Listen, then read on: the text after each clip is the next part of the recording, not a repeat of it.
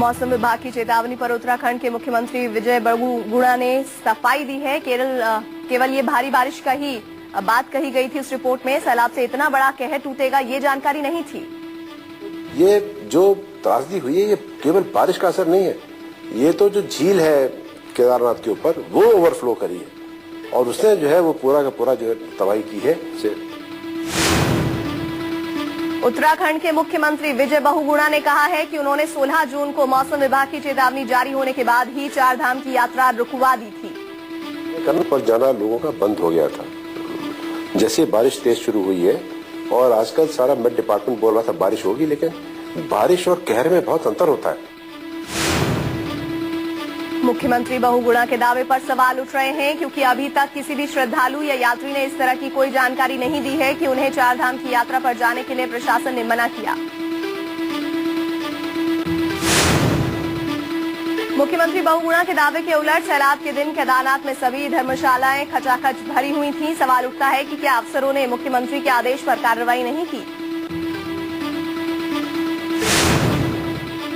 उत्तराखंड के मुख्यमंत्री विजय बहुगुणा ने कहा कि 10,000 लोगों की मौत की बात झूठी है। अनुमान के आधार पर मौत का आंकड़ा नहीं दिया जा सकता।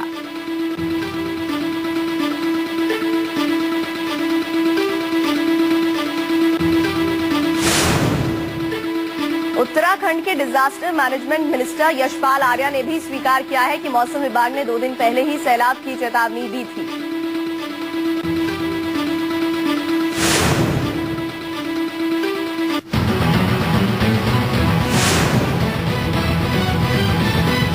जून को सुबह 5 बजे केदार घाटी में रेस्क्यू करने के गए उत्तराखंड पुलिस के सब इंस्पेक्टर हेमेंद्र सिंह रावत ने सैलाब की खौफनाक कहानी बयां की। हेमेंद्र सिंह रावत ने बताया कि जब वो 5 कांस्टेबल के साथ मौके पर पहुंचे तब केदार घाटी का नजारा बेहद डरावना था।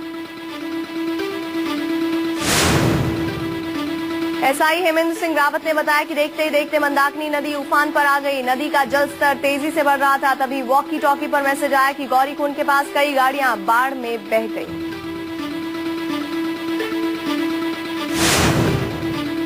इंस्पेक्टर हेमेंद्र के सामने कुदरत ऐसा कहर बरपा रही थी जिसके सामने उत्तराखंड के तमाम जवान भी मानो लाचार हो चुके थे। 16 जून की दोपहर को इंस्पेक्टर हेमेंद्र को सूचना मिली थी कि केदारनाथ और बद्रीनाथ को जोड़ने वाले तमाम पुल तहस नहस हो चुके हैं।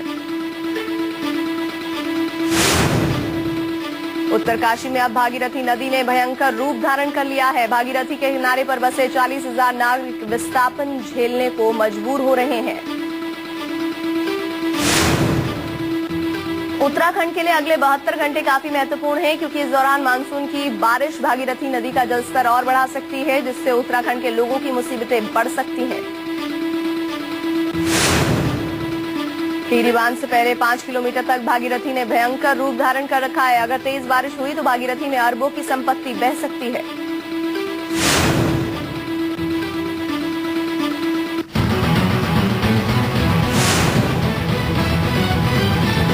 आर्कियोलॉजिकल सर्वे ऑफ इंडिया की एक टीम केदारनाथ मंदिर में जाकर नुकसान का जायजा लेगी। दिल्ली और देहरादून से पुरातत्व विभाग की एक टीम पूरे केदारनाथ मंदिर का सर्वे करने के बाद अपनी रिपोर्ट देगी।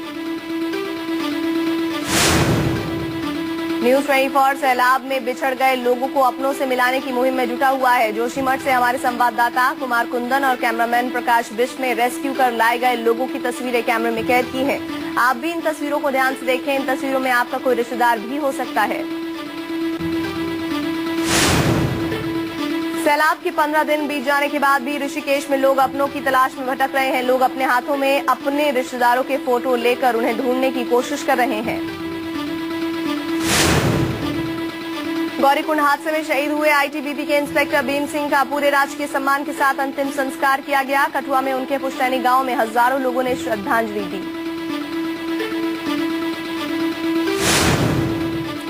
सैलाब के बाद मारे गए लोगों को श्रद्धांजलि देने के लिए गंगा नदी में दीपदान कार्यक्रम का आयोजन किया गया। बीजेपी उपाध्यक्ष उमा भारती समेत हजारों लोगों ने इस कार्यक्रम में श्रद्धांजलि अर्पित की।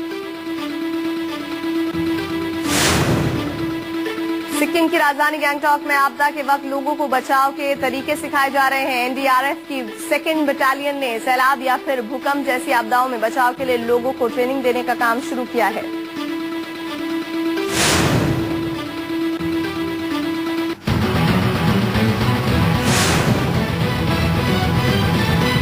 एयरपोर्ट मेट्रो लाइन का संचालन 1 जुलाई से डीएमआरसी करेगी। रिलायंस इंफ्रा ने इसके संचालन से हाथ खींच लिए हैं। डीएमआरसी के मुताबिक रिलायंस इंफ्रा ने घाटे का हवाला देते हुए संचालन करने से मना किया है।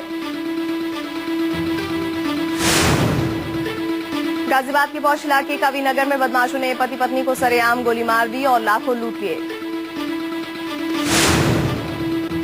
सोना 2 साल में सबसे निचले स्तर पर पहुंच गया है। बाजार में 10 ग्राम सोने की कीमत 1150 रुपए गिरकर 25,650 पर पहुंच गई है। सोने के भाव में किसी कारोबारी सत्र में यह अब तक की तीसरी सबसे बड़ी गिरावट है।